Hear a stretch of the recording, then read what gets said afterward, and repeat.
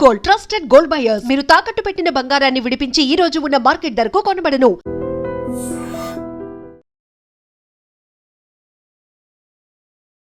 నమస్కారం, welcome to I dream. ధర్మ మార్గం విత్ విజిత కార్యక్రమానికి స్వాగతం.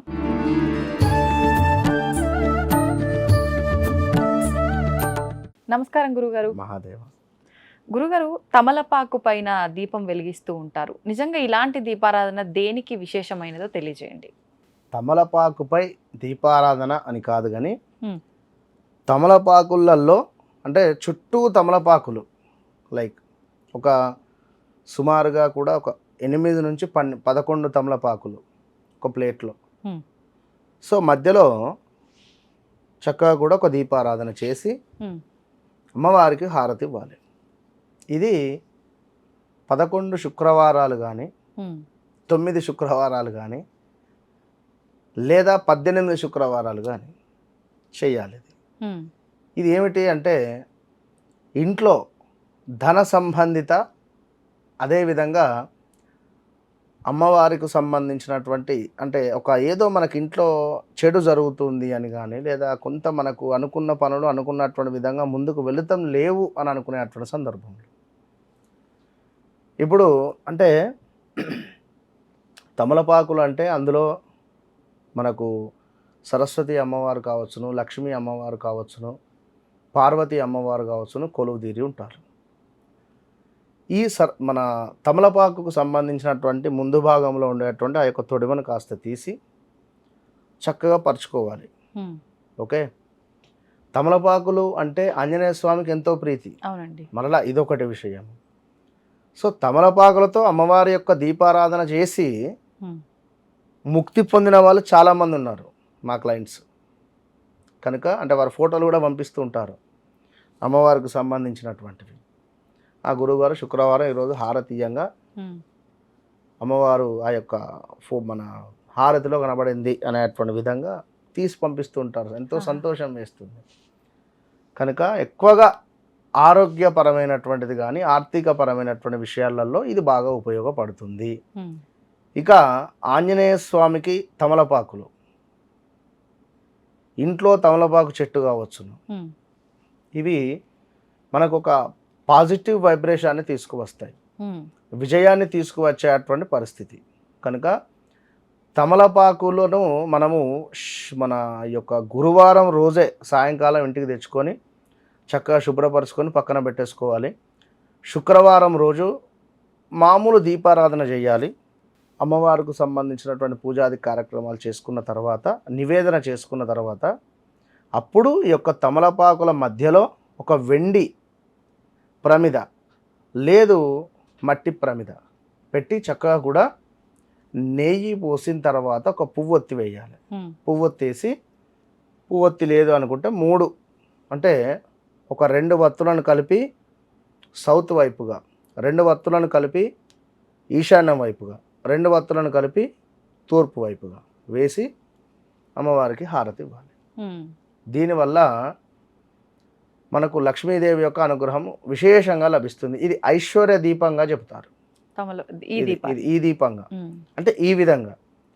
ఇక మామూలుగా కొందరేమిటి ఈశ్వరునికి సంబంధించి కూడా ఏకాదశ దీపారాధన చేస్తూ ఉంటారు. ఏకాదశి అంటే 11 దీపాలతో ఏకాదశ దీపారాధన అంటే 11 దీపాలతో ఈశ్వరునికి యొక్క తమలపాకులను పరుస్తారు. తమలపాకులపై చక్కగా కూడా ఉసిరికాయలకు సంబంధించి అంటే ఇప్పుడు ఉసిరికాయలు ఉండవు బట్ చెప్తున్నా, మీరు అడిగారు కానీ ఉసిరికాయలను దానిపై పెడతారు, దీపారాధన చేస్తారు పువ్వొత్తులు పెట్టి. కనుక ముఖ్యంగా సరస్వతి అమ్మవారు పిల్లలకు చదువు రీత్యా సరిగ్గా మన మాట కానీ వినడం లేదు అనుకున్న పిల్లలకు సంబంధించింది ఏ పని కావాలనుకున్నా కూడా ఈ దీపారాధన. నరఘోష నరదృష్టి ఉండేటువంటి వారు కూడా ఈ దీపారాధన. అదేవిధంగా ఆర్థికపరమైనటువంటిది. ఈ 3 విషయాలకై ఎంతో ఉపయోగపడుతుంది. అండ్ మంగళవారాలు శనివారాలు ఆంజనేయ స్వామికి సింధూర అర్చన అండ్ తమలపాకులను సమర్పించాలి.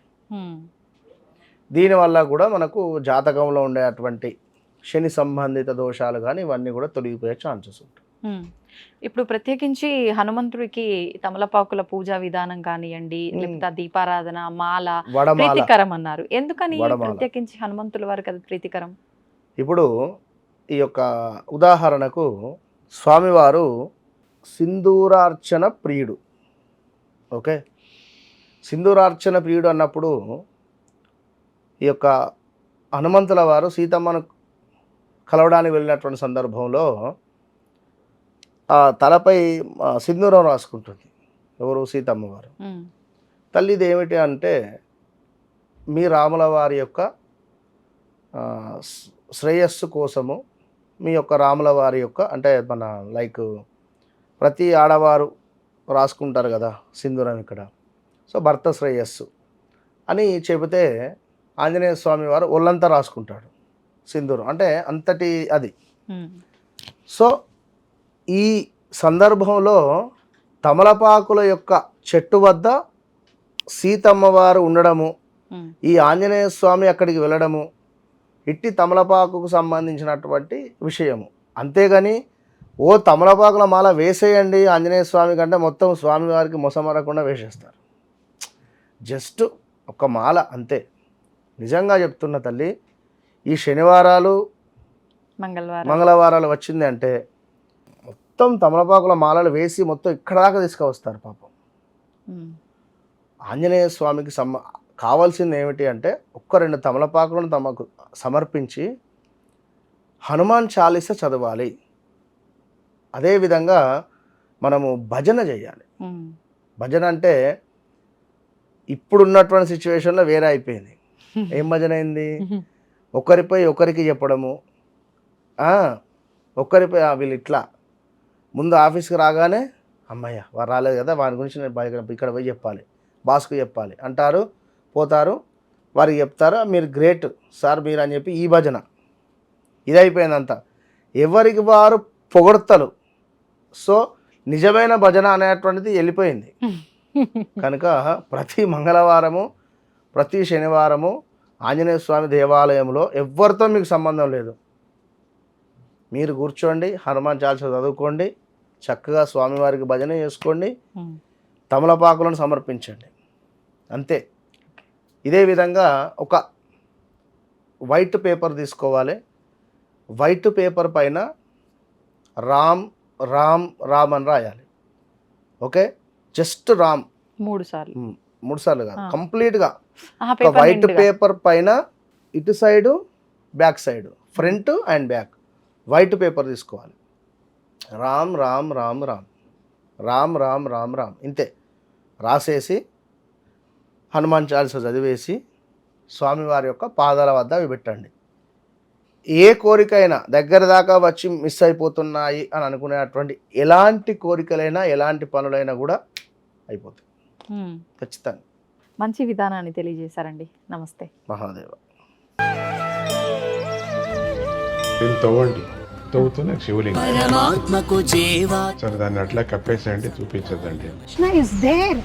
మూర్తి పూజ కాదు, సాక్షాత్ బ్రజేంద్ర నందన భగవాన్ ఉన్నారు మూర్తిలో. ఏమీ ఆశించకుండా ఆరాధించే వాళ్ళు కూడా ఉన్నారా ప్రభుజీ? నిజమైన భక్తి అంటే మనకు తెలియదు కాబట్టి